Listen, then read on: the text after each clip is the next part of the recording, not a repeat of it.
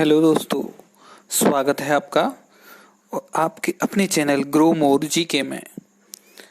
आप यदि किसी कंपटीशन एग्ज़ाम की तैयारी कर रहे हैं तो ये वीडियो आपके लिए बहुत ही ज़्यादा उपयोगी होने वाला है। इसमें हम देखेंगे वायुमंडल की संरचना और परतों पर आधारित जीके। तो चलिए वीडियो को बिना किसी देर के हम शुरू करेंगे। आपने अगर अभी तक चैनल को सब्सक्राइब नहीं किया है तो कर लें, जिससे कि आपको चैनल की ओर से आने वाली वीडियोस मिल पाएँ।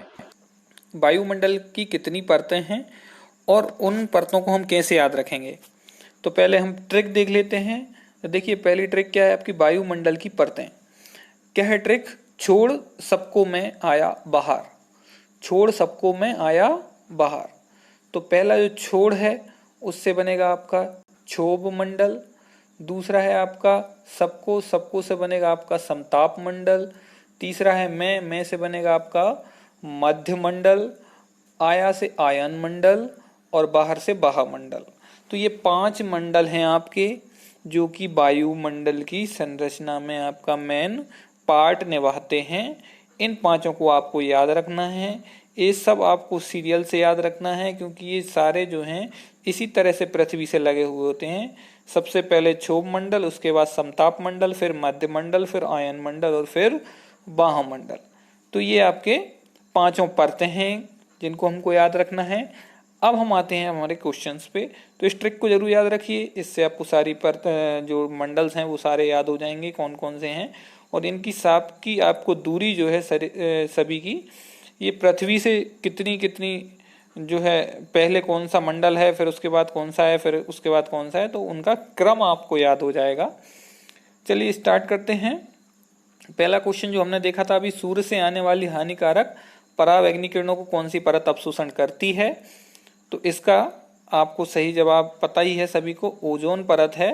वो हमको परावैंगनी विकिरण होते हैं उनसे बचाती है, जो कि सूर्य से जो परावैंगनी किरणें आ रही होती हैं उनसे हमारी शरीर की त्वचा की रक्षा करती है, वो है आपकी ओजोन परत। अगला क्वेश्चन है, आकाश का नीला दिखाई देना कारण है। आकाश जो है हमको नीला दिखाई देता है, इसका क्या कारण है? तो इसका कारण होता है आपका वर्णात्मक प्रकीर्णन। वर्णात्मक प्रकीर्णन। अगला क्वेश्चन है, वायुमंडल में जल वाष्प की औसत मात्रा क्या है? तो ये है आपकी 2%। जल वाष्प जो है एक ऐसा कारक है जो हमेशा आपके वायुमंडल में मौजूद रहता है, और इसकी औसत मात्रा जो है वो है 2%। वायुमंडल में गैस की एक पतली परत है जो गुरुत्वाकर्षण के कारण पृथ्वी के साथ जुड़ी हुई है। यह कथन किसने कहा था? तो ये कथन कहा था आपका मॉक हाउस ने ये कथन कहा था। अगला क्वेश्चन है आपका, वस्तुओं को जलाने के लिए कौन सी गैस आवश्यक है? तो इसका भी आपको आंसर पता होना चाहिए।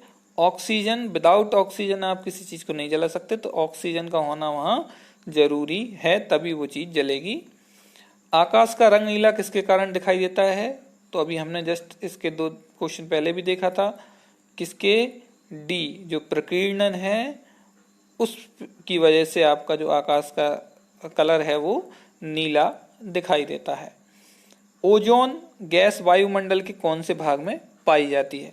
तो अभी हमने जो जितनी परतें देखी थी, जो मंडल देखे थे अलग अलग, तो उस किस मंडल में जो है हमारा ओजोन गैस पाई जाती है, जो कि हमारी जो पराबैंगनी किरणें होती हैं उनको रोकने का काम करती है। तो ये है आपका समताप मंडल। समताप मंडल में ओजोन गैस पाई जाती है।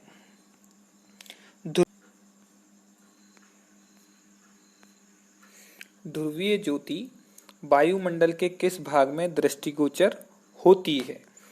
तो इसका जो सही जवाब है वो है आपका आयन मंडल। ठीक है, ध्रुवीय ज्योति को आप नॉर्दर्न लाइट्स भी बोलते हैं इंग्लिश में, और ऑरोरस लाइट भी बोलते हैं। मौसमी परिवर्तनों की छत वायुमंडल की किस भाग को कहते हैं?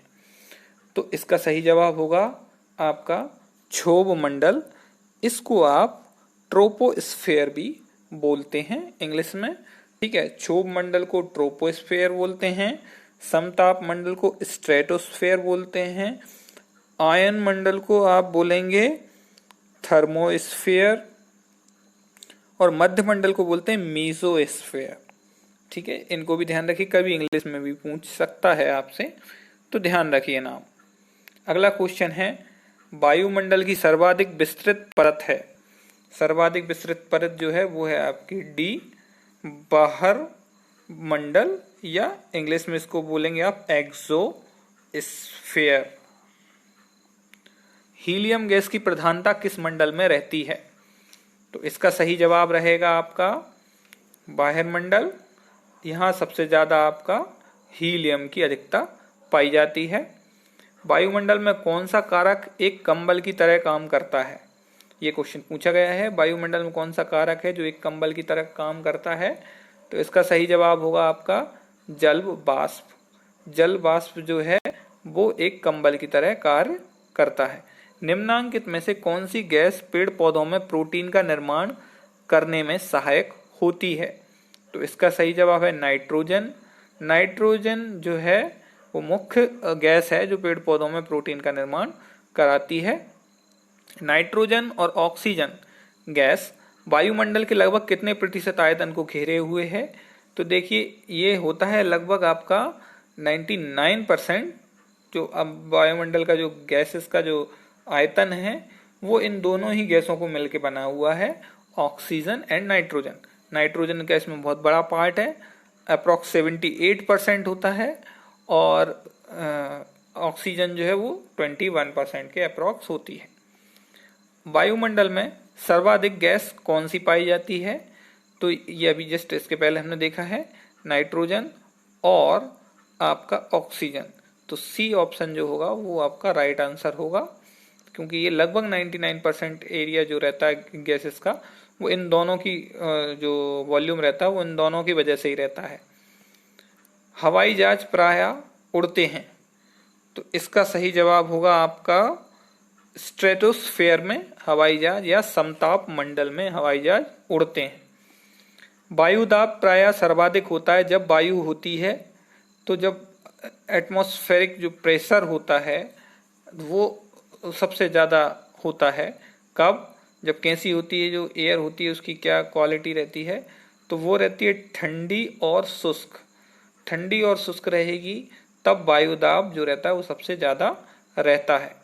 वायु दाब में अचानक आने वाली कमी निम्न में से किसका सूचक होती है? तो इसका सही जवाब है आपका अचानक कोई कमी आ रही है वायु दाब में, तो उसका सूचक, उसका मतलब जो होता है वो होता है आपका कि तूफानी मौसम होने वाला है। ग्लोब पर दाब कटिबंध प्रेशर बेल्ट्स की संख्या कितनी है? ये क्वेश्चन पूछा गया है। ग्लोब पर जो दाब कटिबंध हैं उनकी संख्या कितनी है? इंग्लिश में उनको प्रेशर बेल्ट्स बोलते हैं। प्रेशर बेल्ट्स की कितनी संख्या है? तो इसका सही जवाब है आपका 7 प्रेशर बेल्ट्स हैं हमारे ग्लोब पर अवेलेबल। अगला देखेंगे, जेट धाराएं प्रायः पाई जाती हैं। तो जेट धाराएं जो हैं इन चारों ऑप्शन में से कहाँ पाई जाती हैं?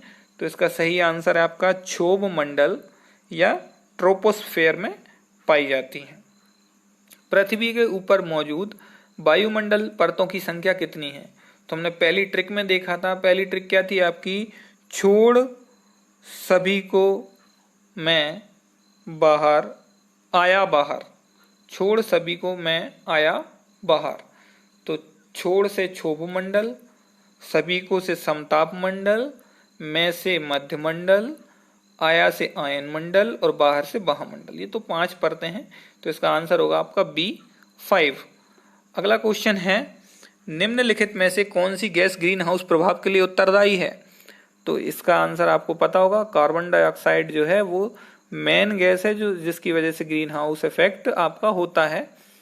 अगला क्वेश्चन है, पृथ्वी के वायुमंडल में पाई जाने वाली निम्नलिखित गैसों की सही अवरोही क्रम क्या होगा? मतलब पहले आपकी बड़ी गैस, फिर उससे जो छोटी, फिर उससे जो छोटी, फिर उससे जो छोटी, इस तरह से आपको क्रम अवरोही क्रम में जमाना है। तो 5 गैसों के नाम दिए हुए हैं आपके, nitrogen, carbon dioxide, oxygen, argon और नियॉन। इन पांचों में परसेंटेज के हिसाब से जमाना है। तो देखिए सबसे पहले नाइट्रोजन का 78% के आसपास रहता है, तो नाइट्रोजन रहेगा ही रहेगा। दूसरा आपका ऑक्सीजन होगा, ऑक्सीजन 21% के आसपास रहता है, ठीक है। तीसरा जो होता है वो होता है आपका ऑर्गन, जो कि होता है आपका 0.9 के आसपास कुछ उसका परसेंटेज रहता है। और उसके बाद आता है आपका कार्बन डाइऑक्साइड और फिर नियॉन।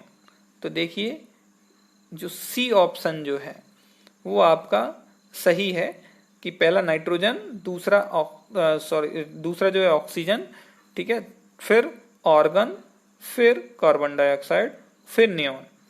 तो इस तरह से, और आप देखेंगे यहाँ पे एक फोटो मैंने शेयर करी है आपके साथ।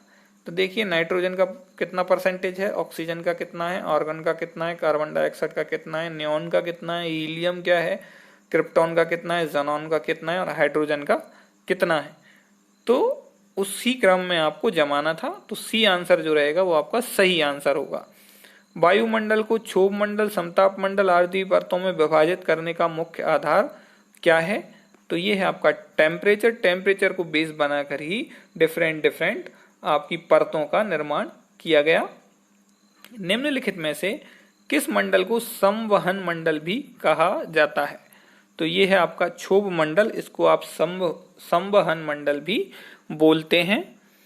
क्षोभ मंडल में तापमान की सामान्य ह्रास 1 डिग्री सेल्सियस प्रत्येक, तो प्रत्येक 1 डिग्री सेल्सियस का जो लॉस होता है टेम्परेचर का, वो कितने डिस्टेंस पे होता है? तो ये है आपका जो ऊंचाई है वो 166 मीटर होती है। 166 मीटर में आपका 1 डिग्री का लॉस होता है।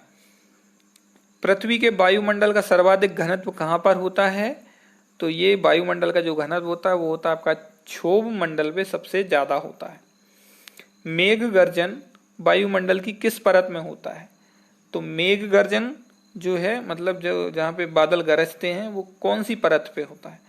तो वो है आपकी क्षोभ मंडल, या क्षोभ मंडल को क्या बोलते हैं हम? ट्रोपोस्फेयर में इसका जो है, इसी परत में, ट्रोपोस्फेयर जो परत है उसमें ही आपके बादलों की गरजने की प्रक्रिया होती है। संचार उपग्रह किस वायुमंडलीय स्तर में स्थित होते हैं? तो देखिए क्या होता है कि अगर कोई ट्रांसमीटर है जो कि सिग्नल भेज रहा है, तो वो सिग्नल जाता है और एक किसी परत से टकराता है, उस परत का नाम पूछा है, और फिर वहां से वापस आपके रिसीवर पे आता है। तो वो जो परत है वो है आपकी आयन मंडल। तो सिग्नल आयन मंडल तक जाता है और आयन मंडल से ट्रांसमिट होके वो आपके पास वापस आ जाता है पृथ्वी पर रिसीवर में, ठीक है। नेक्स्ट क्वेश्चन है, वातावरण की वह परत जो रेडियो तरंगों को परावर्तित करती है। जस्ट अभी हमने पिछले क्वेश्चन में देखा है, कौन सी है रेडियो तरंगों को परावर्तित करने वाली? तो वो है आपकी आयन मंडल। थैंक यू दोस्तों।